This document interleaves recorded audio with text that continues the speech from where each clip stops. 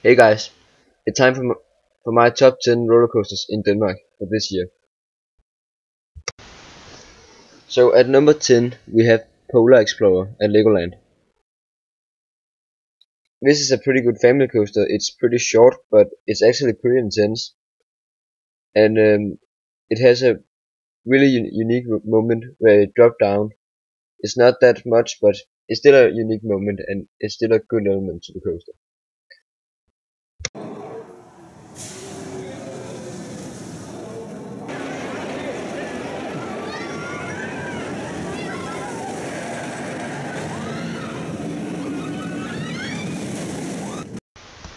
At number 9 we have, in my opinion, the most overhyped coaster in Denmark, because it is fun, but it is not insane or anything. It's just basically a B&M Flawless coaster with three inversions. The first one being a vertical loop, and the second one Immerment, and the third one a zero G roll. And the zero G roll is really fun, but the rest is just okay.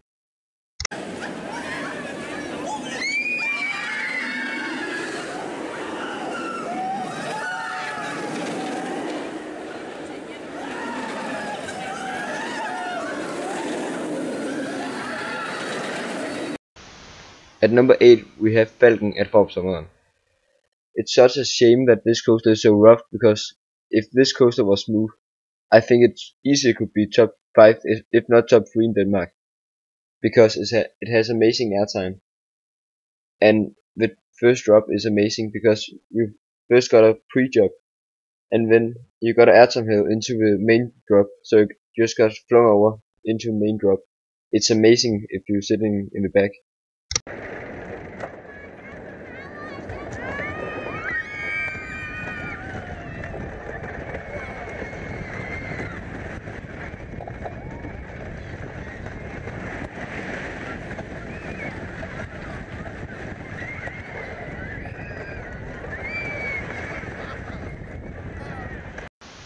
At number 7 we have Tornado. This coaster's stats is not that great, but it's really a wild ride. It's an intimate spinning coaster, and you just got flung around, and it's so intense.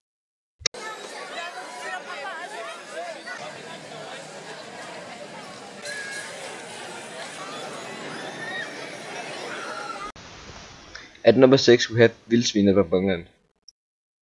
This coaster's first drop is amazing. It's a beyond vertical drop, and I love beyond vertical drops. And it's just too short to put higher. But if this ride was longer, it would easily be higher on this list.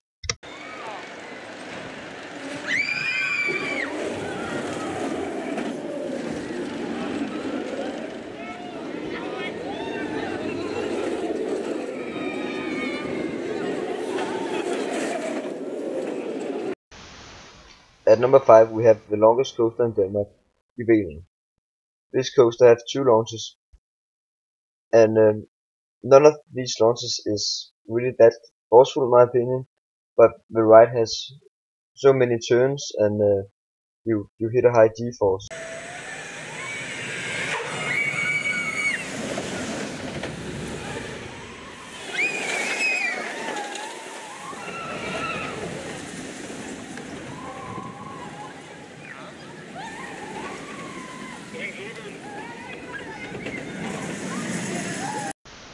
This placement may be a shock for someone, but at number 4 I have Rutsjebanen at Tivoli Garden. I just think this coaster is so amazing, because maybe it's not that intense or anything like that, but at every single drop on this ride, you will be flung out of your seat if you are in the back seat, and the restraint is extremely loose, so you just fly out of your seat, and it's so fun.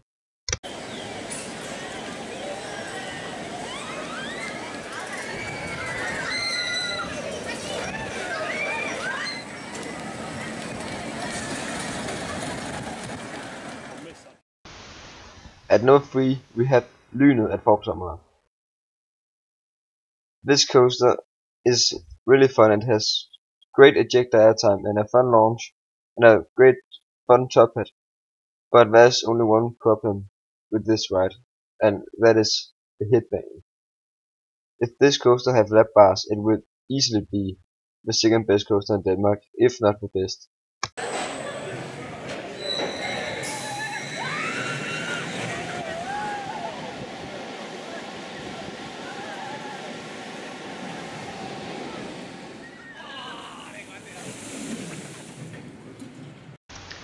At number 2 we have the Neo Djurs Sommerland, Dragkongen. This coaster really took me by surprise. I was not expecting this coaster to be intense at all, but it was actually pretty intense. I love the first overbang, and some of the helixes is actually pretty forceful. And the theming is amazing. It's without doubt the best theme coaster in Denmark. And the beginning, the launch, the start of the ride, the beginning is fantastic too.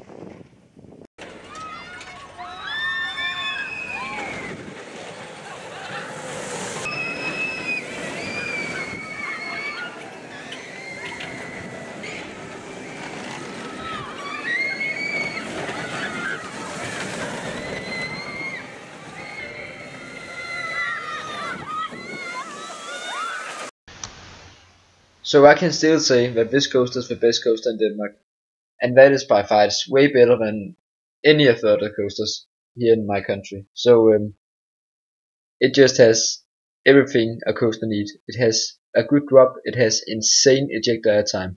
It's based on an ejector airtime, and I love it. I love ejector airtime. And it's also insanely intense, so it is just a coaster for me. I love this coaster.